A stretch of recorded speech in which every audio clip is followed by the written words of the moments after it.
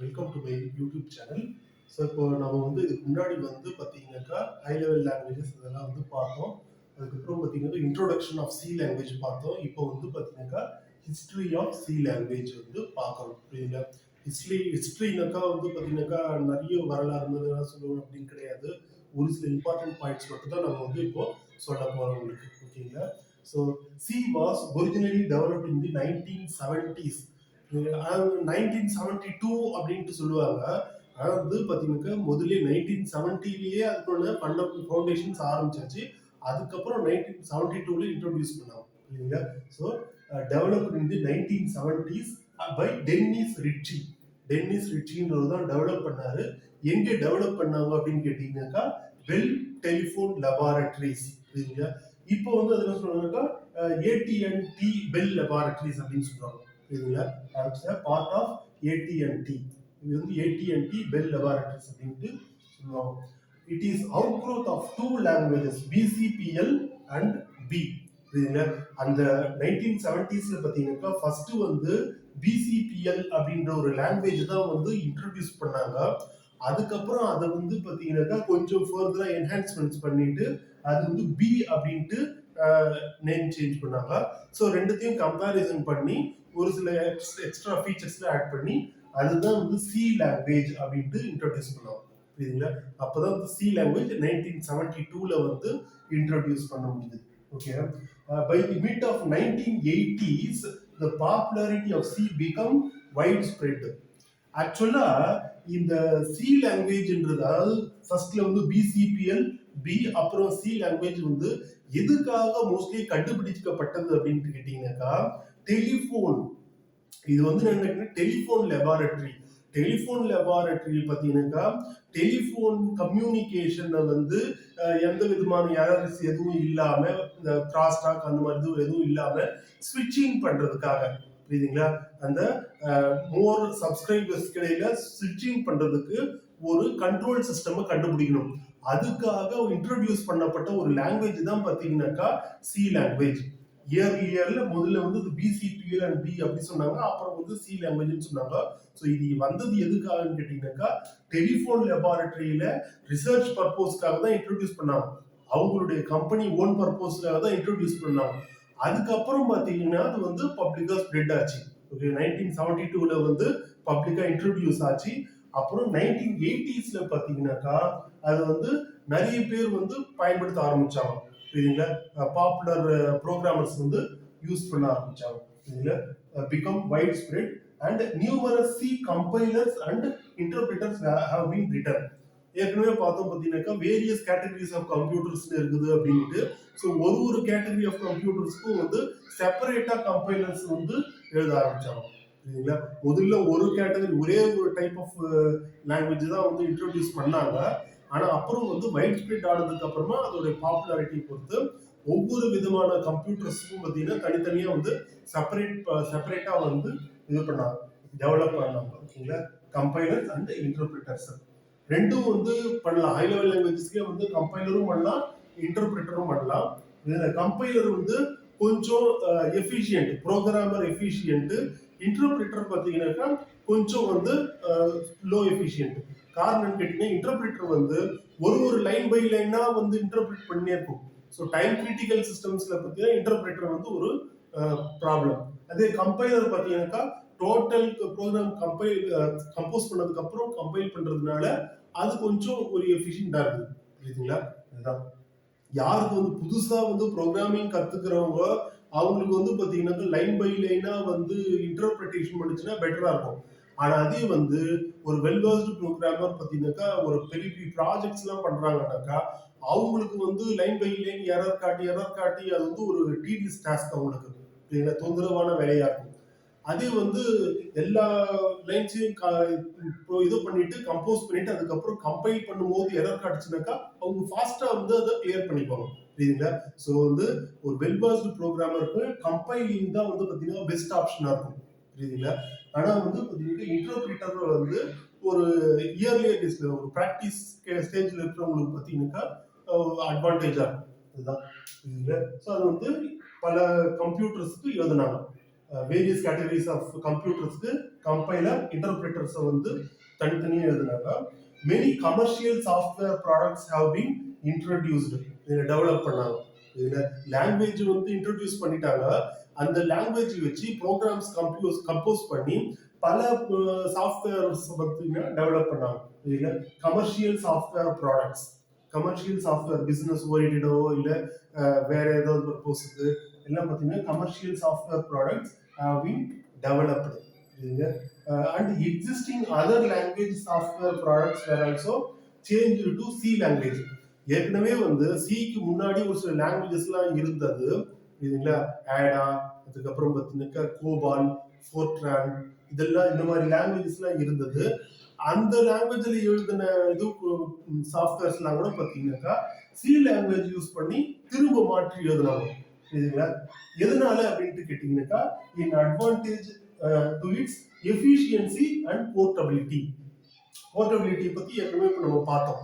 ஒரு ப்ராசஸருக்கு உண்டான இதுல அந்த கோடிங் எழுதுறது பார்த்தீங்கன்னாக்கா அந்த ப்ராசஸருக்கு மட்டும் தான் புரியும், இன்ஸ்ட்ரக்ஷன் செட்டுக்கு.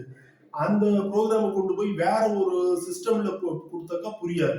எதுன்னு கேட்டீங்கன்னாக்கா machine language or assembly level லாங்குவேஜுக்கு வந்து புரியாது.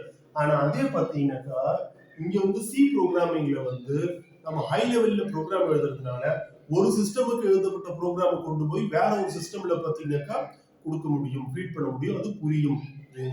அதுதான் வந்து பார்த்தீங்கன்னாக்கா போர்ட்டபிலிட்டி. அதே மாதிரி எஃபிஷியன்சி, செயல்திறனும் பார்த்தீங்கன்னாக்கா அதிகம். இங்க வந்து செயல்திறன் அதிகம், அதே மாதிரி போர்ட்டபிலிட்டி அதிகம்.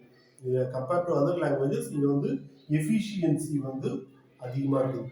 ஏன்னா டைரக்டா ஃபாஸ்டா வந்து எக்ஸிகியூஷன் ஆகுறதுனால நம்மளுக்கு அது வந்து எஃபிஷியன்ட்டா இருக்குது. இதுல இன்னும் ஒரு ஸ்டெப்ஸ் பாயிண்ட்ஸ் வந்து பார்க்கலாம்.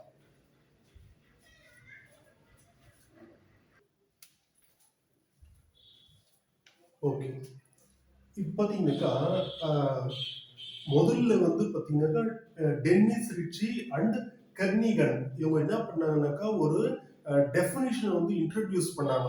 சி லாங்குவேஜ் என்னென்ன ஃபீச்சர்ஸ் வந்து பேசிக் ஃபீச்சர்ஸ்லாம் கொடுக்க போகுது, அதனுடைய ஒரு ஸ்ட்ரக்சர் வந்து டெஃபினிஷனை வந்து இன்ட்ரடியூஸ் பண்ணாங்க.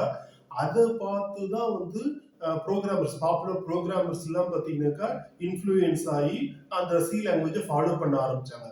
ஆனா எப்போ வந்து ஒவ்வொரு கேட்டகரி ஆஃப் கம்ப்யூட்டர்ஸுக்கும் தனித்தனியா வந்து அந்த கம்பைலர்ஸ் அண்ட் இன்டர்பிரேட்டர்ஸ் வந்து டெவலப் பண்ணாங்களோ அப்போ என்ன ஆகுது அப்படின்ட்டு கேட்டீங்கன்னா அதனுடைய ஃபீச்சர்ஸ்ல வந்து டிஃபரன்ஸ் ஆகுது பார்த்தீங்களா. அப்போ அவங்க ஒரிஜினலா என்ன ஒரு டெஃபினிஷனை சொன்னாங்களோ, அதாவது Kernighan and Ritchie's original definition புரியுதுங்களா, அதாவது கே அண்ட் ஆர் டெஃபினிஷன் அப்படின்னு சொல்லுவாங்க. ஸோ அந்த ஒரிஜினல் டெஃபினிஷன் பார்த்தீங்கன்னாக்கா அதுல என்னென்ன இன்ஃபர்மேஷன்லாம் சொன்னாங்களோ டெஃபினிஷன்ல அதெல்லாம் பார்த்தீங்கன்னாக்கா இங்க சால்வ் ஆகல. ஏன்னா டிஃபரன்சஸ் இருக்குது புரியுதுங்களா. இதுதான் ஒரிஜினல் டெஃபினிஷன் ரிசல்டிங் இன் மைனர் இன்கம்பேட்டிபிலிட்டிஸ். இன்கம்பேட்டிபிலிட்டிஸ்னா பொருந்தாத தன்மை புரியுதுங்களா. இப்போ ஒரு இது ஒரு சிஸ்டமுக்கு எழுதப்பட்ட ப்ரோக்ராம் கொண்டு போய் வேற சிஸ்டம்ல நம்மளுக்கு ஃபீட் பண்ண முடியல. அது அப்போ போர்ட்டபிலிட்டின்றத அதை சொன்னோம் புரியுதுங்களா. அது போர்ட்டபிலிட்டின்றதுனால தான் வந்து நம்ம எஃபிஷியன்சி அப்படின்னு சொன்னோம்.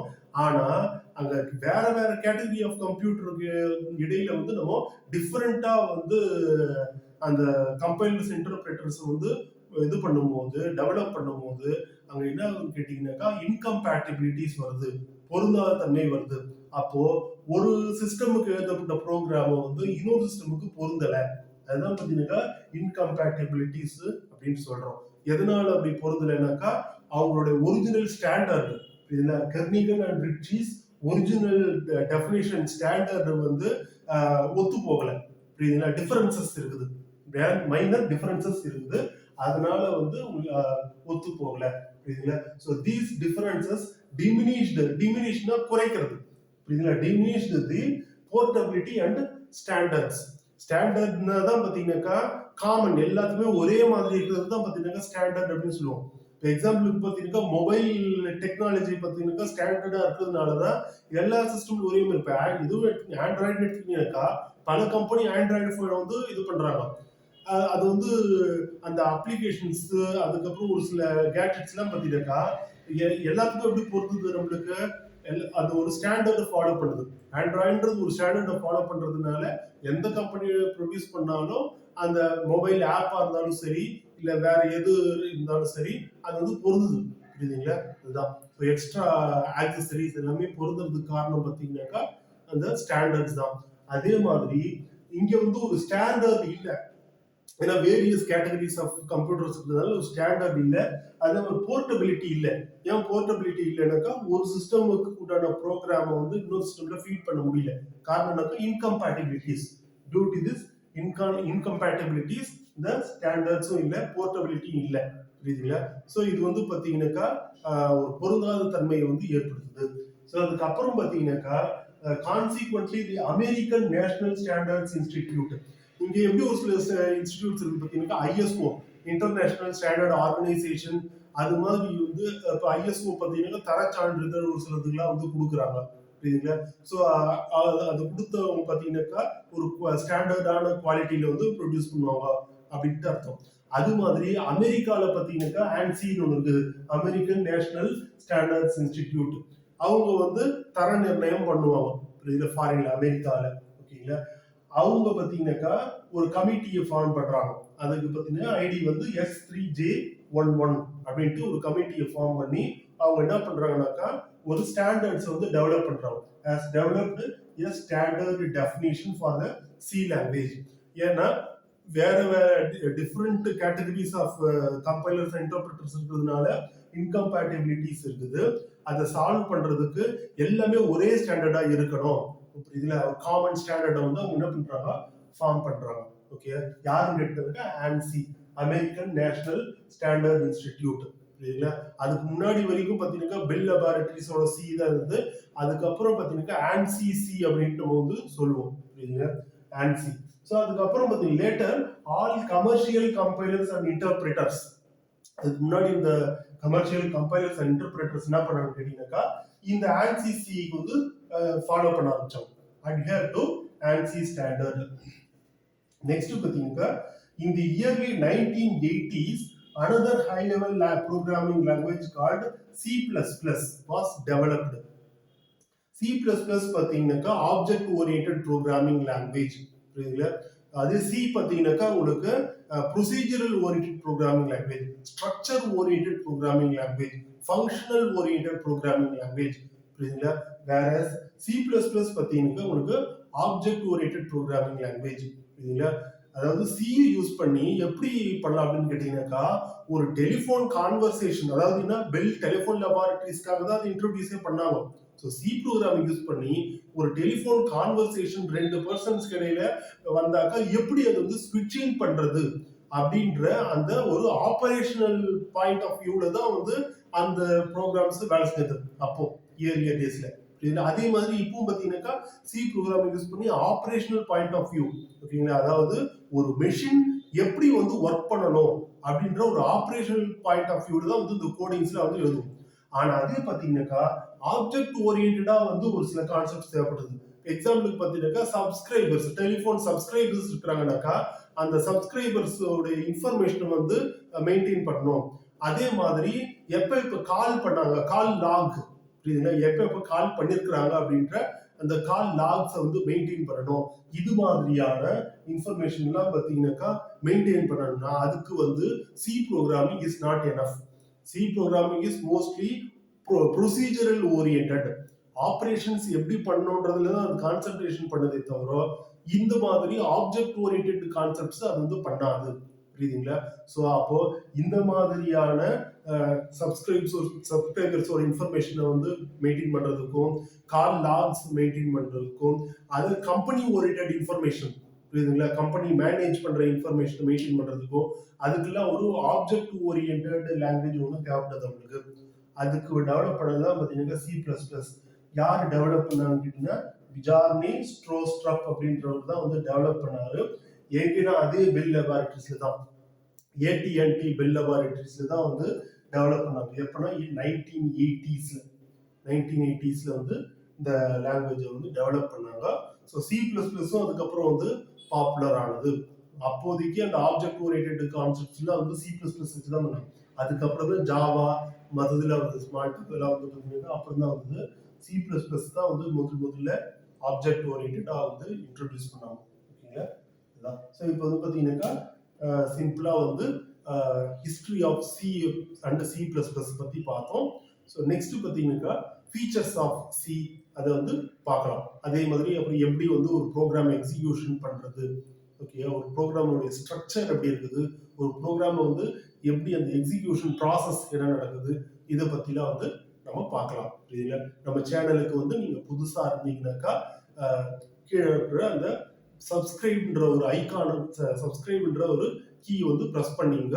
அதுக்கு பக்கத்துல இருக்கிற பெல் ஐக்கானை பிரஸ் பண்ணீங்கன்னாக்கா நாம அடுத்து எப்போ வீடியோ வந்து அப்லோட் பண்றோமோ அப்போ உங்களுக்கு நோட்டிபிகேஷன் வரும்.